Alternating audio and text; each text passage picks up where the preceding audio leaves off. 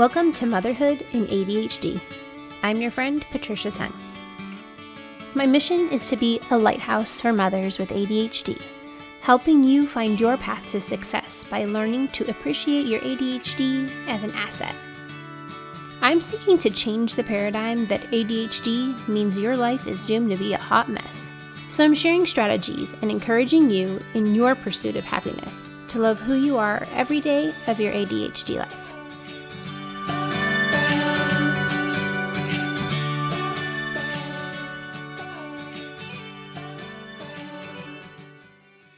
Hey there, successful mama. It's Patricia.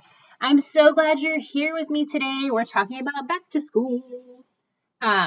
It is the end of July as I'm recording this, and I kind of can't believe that I'm talking about back to school in July because you get a little bit of this teacher PTSD when you talk about school in the middle of the summer. Because if you aren't aware, I taught both private and public school. I've taught grades 4 through 12. And nothing makes a teacher more sad when she finally relaxes in summer and then all of a sudden Target popping up commercials about back to school sales and you're like, it's July 1st. I literally just started my summer. Why are you reminding me it is coming to an end? But alas, here I am. So we are talking today about building a great partnership with your child's teacher. I wish I could emblazon this on billboards for parents. Having taught for so many years, there's so many things I wish I could say to parents, but obviously teachers are really sweet and wonderful human beings that take the high road. You would probably be shocked at some of the things that have been said to me as a teacher, some of the disrespectfulness that I've received where people don't treat me like a professional. It's hard. Being a teacher is really hard. And I know people are always like, well, that one teacher, hey, y'all, there's always one. You have that one coworker, you have that one neighbor, there's always one. But I would say in all my years teaching, I've taught at several different schools, 99% of my coworkers are wonderful human beings who have made sacrifices to earn a very tiny paycheck to make our children better human beings. So I want you to go in the school year with that mindset of this person is giving their life to make my child a better human, and just appreciating that sentiment and then knowing how can you use that partnership to make your child the best human possible. This person is going to spend as much, if not more time with your child than you do, depending on your schedule, work life, how much your kid sleeps. This is a very influential person in your child's life. And so we want to get off on the best foot possible. We want that person to know, I am here, I am supportive, I want to do whatever I can to make my child the best human being. And so any way that you are helping my child become the best human being, I'm here. What do I need to do? So the 3 tenets of building a great partnership with your child's teacher are respect, support, and communication. Now, I'm going to try really hard not to get on my soapbox because this is something I'm super passionate about, having been a teacher previously. And I already started recording this one time, and then I realized I was getting too snarky, and I had to back off and redo my chat here because I had lost my eye on the prize there. So I'll try really hard not to get too snarky. But let's dive in on how we can create this great partnership with our child's teacher. 1, meet the teacher. There is literally a night at school called Meet the Teacher because this is so valuable. Even if you just pop in and make a 2-minute appearance of hey, I'm so-and-so's mom. Thank you for making my child a great human. See you soon. Whatever it is, just make a point to meet them somehow. If you can't be there on that night, maybe you make an appointment to, have a conference with them later. Maybe you just shoot them an email that says, hey, I couldn't be at Meet the Teacher night, but I value education. Thank you for making my child a priority in your life. Appreciate all you do, etc. Just that moment of contact to be hey, I recognize the work you're doing with my kid. Thank you. Next thing, read what they send home. The teachers put a lot of effort into all those emails and newsletters and online portals and websites and, putting the grades online, all that stuff. They're putting a lot of time and effort into those things. Obviously, it's easier for them to contact 30 people in that manner and then just handle the one-off questions than to have 30 people contacting them directly. So try not to take it personally. It's just a matter of how do you get all these people the information they need in the most efficient way possible. And then also being respectful of the fact that that teacher put in 2 hours to make this adorable little newsletter of what happened in second grade this week. And they're going to continue to do that all year long. So be respectful of that time that they're putting in to communicate with you, because you are going to get teachers, especially the older your kids get, you're going to get less and less communication from the teacher, and the teacher's going to be directly communicating with your kid. So when you're getting that communication from a teacher, like, that's gold. Use that information that they're giving you to make your kid better. And then the next one is ask questions. If something's not clear, a teacher wants to know so that they can make sure it is clear for everybody else. But like, try to read the stuff that they send home first before you ask 100 questions, because you want to be respectful of their time and knowing that, like, if they're emailing you a 40-page response, that means that they're not getting their lesson plan done for the next week or whatever. Like, there's only so much time in the day, so, don't be a time hog. So be objective in the way that you ask questions. Try to avoid an accusatory email tone, which is obviously very easy to, that's the hard thing about emails, is that tone can be taken different ways. But you can phrase it very factually of like, hey, this is so-and-so. I hope you're having a great day. Johnny came home today, it's Wednesday, and he said he has to read this entire book by Friday. Could you shed some light for me on this one, as that seems like an awful lot for him to accomplish in 2 days? Chances are your kid did not understand the instructions. Just being honest here, 9 times out of 10, a parent would write me and say, my kid said you said something crazy. I'd be like, that is not what I said. It would be things like the example of he comes home on Wednesday and says he's supposed to read this book by Friday. Chances are he was busy chatting with his friend and didn't hear chapter 1 by Friday, or your kid was not paying attention the last 4 weeks when we've been reading this book for 4 weeks. And yes, it is due on Friday, but he's known about it all this time. Know that as much as you love your special snowflake, he's a kid. There's a chance he was talking to his friend or looking out the window or thinking about his math test next period that he's really nervous about. There's plenty of reasons for kids not to pay attention, and that's why teachers repeat themselves so many times. That was actually an issue of when I first started teaching. My husband was like, you don't have to tell me everything 3 different ways, because I just got in the habit of explaining everything 3 times. But the teachers expect that. We know that 8-year-olds are only going to pick up so much information in a set amount of time. That's why there is the website. That's why there's the flyers. That's why there's this instructional paper that you got with, the rubric that tells you exactly what's expected of you. Just know, if your kid comes home and says the teacher said something that sounds crazy, they probably weren't listening, or they misconstrued it in some way. And then they start having a panic attack. I'm like, I have to read this whole book on Friday. And they totally missed the part that it was chapter 1 on Friday. It just happens all the time. And I know we don't want to think badly about our kids, so don't think of it as thinking badly about them. Just know they're kids. They are still learning how to be humans, and so they do goofy things. And if you think about it this way, the teacher does not send home an accusatory email every time your kid does something goobery. Trust me, kids do goofy stuff all day long. That's why I love middle school. They're hilarious. But I don't send home a crazy note every time one of my kids would do something ridiculous, because I know that you don't control your kid all the time.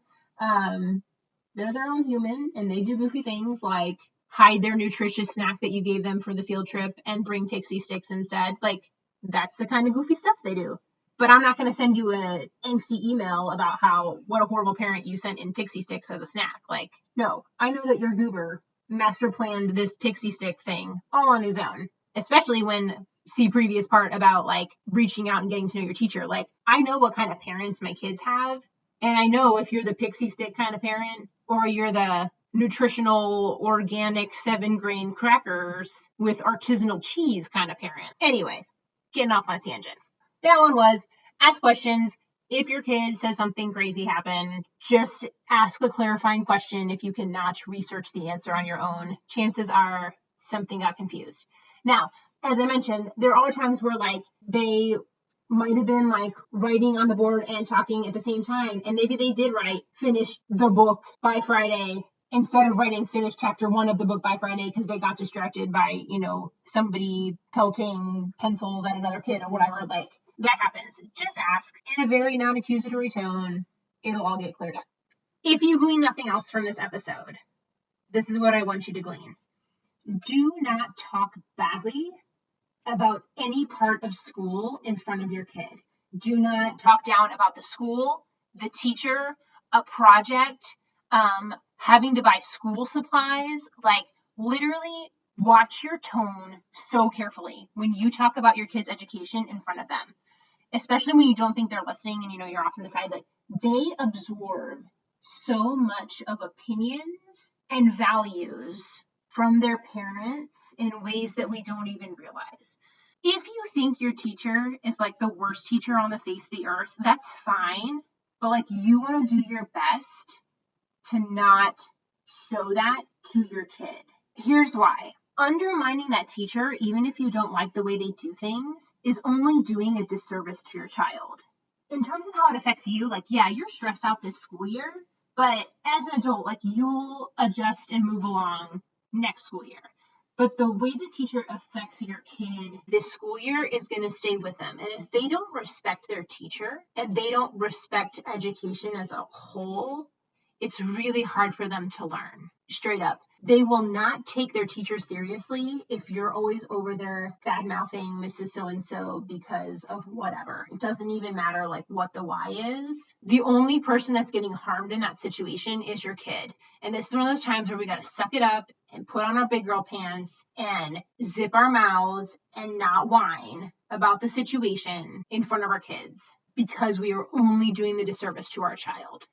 And I think that's so hard to do. Like, I know I'm saying this and it's so hard to do. But when you're complaining about having to buy tissues, you're telling your kid school's not important. That's the message they're getting, even if that's not what you're really complaining about. Like, please, please, please, please phrase it in the way that, hey, I know we don't like blah, blah, blah thing, but this is a life skill. You are always going to have people in your life that you don't like. You are always going to have people at work that you don't get along with. You're going to have projects at work that you don't like doing. Like, even as a mom, if you stay home, like, hey man, I don't like washing dishes, but you know what? I still got to do them. That's part of life, is dealing with things and people that you don't care for. You can find ways to mitigate those, obviously, but like, you can't avoid them entirely. So this is a time where like, we have to put on our big girl pants and make this a life skill lesson on how to deal with things we're not fond of. But please don't talk badly about your child's teacher in front of them. It is only hurting your child. Try to get a little more cheery here. Okay, next way to build a great partnership is check in with your teacher before the midpoint of the grading system, like whatever grading period you're on. A lot of parents would be in blissful ignorance until progress reports come out. And then it's like, whoo, hey, what a disaster. I didn't realize my kid hasn't been turning in homework all this time, or whatever it is. Like, ask questions about how your kid is doing the whole way. Your teacher might be on top of that and like sending home tests for you to sign and things like that, where you kind of have an idea of where they stand. But if you're not sure, then ask them. Ask the teacher how your kid's doing. Don't wait till 3 days before the grading period ends to ask what your kid can do to bring up their grade. Like, literally every grading period, I would have at least 3 kids minimum ask me how they can bring their grade up before the end of the semester. Chances are it was more like 10 or 20 that would ask the question. But like, always there are kids asking what they could have done. And usually my answer was, you should have been doing your work the whole time. Every once in a while, you'll get the kid who has like an 89.4 and they want to know, like, how can I boost it up a smidge to round up to that 90? But most of the time, it was the kid who hadn't turned in 7 homework assignments. And it's like, dude, if you had turned in your 7 homework assignments, you would have had the next letter grade up. Like, a lot of school is participation points, as is life. Like, if you show up, you get credit for things. So if you don't show up and you don't turn things in, there's only so much you can do to try to repair that at the end. And usually it's pretty minimal. So keep on top of your kid. You know them. Do they need a check-in every week? Please don't wait till the end to try to fix the problem. Stay in communication throughout the full time so that you know when things are quickly going down the toilet and you're not trying to scrape the bottom of the barrel at the end. And then the last thing that I recommend is figure out what your child's teacher is really good at and then leverage that at home. Every teacher is good at something besides just like that specific subject that they're teaching, like whether it's like organizational skills, how to take tests and study preparation, like they all teach these other skills within the context of class. And so try to utilize whatever that teacher's doing well at home so that you can boost your kid ahead. Then the last thing I would suggest is just tell them thank you every once in a while. You don't have to like send over the top presents, but just an email that's like, hey, thanks for making my kid a better human. Thank you for talking to him after class about this question he had, or like whatever thing you can think of to just encourage them. Being a teacher is a really thankless job. They're not regarded with the level of respect that they should as people who take a lot of crap for working really hard. It can be a grind. It is so rewarding, and you find those rewards in watching your kids succeed. And when they get that aha moment, there's nothing better than that as a teacher to like see the breakthrough. But for you to say thank you, even if it's like in the pickup line at school, like, thank you, I appreciate what you're doing, like that just means so much to anyone. Like, I'm not just saying teachers, like anyone, just that little bit of thank you is so important. So mamas, I hope you can find a way or to connect with your child's teacher, even if you are not happy with who they got this year. Just find a way to make it as rewarding as possible for your child. Eye on the prize. This is someone who is important to your child. They're influential. They can really make this year wonderful. So do try to encourage them as much as you can. And do that encouragement when you can in front of your kids so that they can see how much you value their education, that they can see you modeling this value and the respect and support, the communication that you have with this person. Because we're all just here trying to make our little people a little bit better. So cheers to you, Mama. I hope that all of your teacher picking dreams come true and that your child has an amazing school year this year, that they have a strong friendship that they can count on, that they have a teacher who encourages them even when they're being ornery and they're struggling, that you find someone who's really going to make your child better. And sometimes we have to really dig in to find those positives.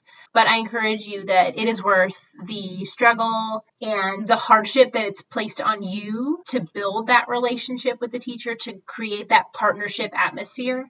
Your child will greatly benefit from it. And that's really all we're trying to do as mamas. So you successful mama, have an awesome week. If you hadn't had a chance to check us out on Facebook, we do have a motherhood and ADHD community that I'd love to have you a part of. We just started, and we'd love to have some more mamas in there with us chatting it up. All right. Talk to you soon. Thank you for listening to Motherhood and ADHD. For more resources, head over to our website, www.motherhoodandadhd.com.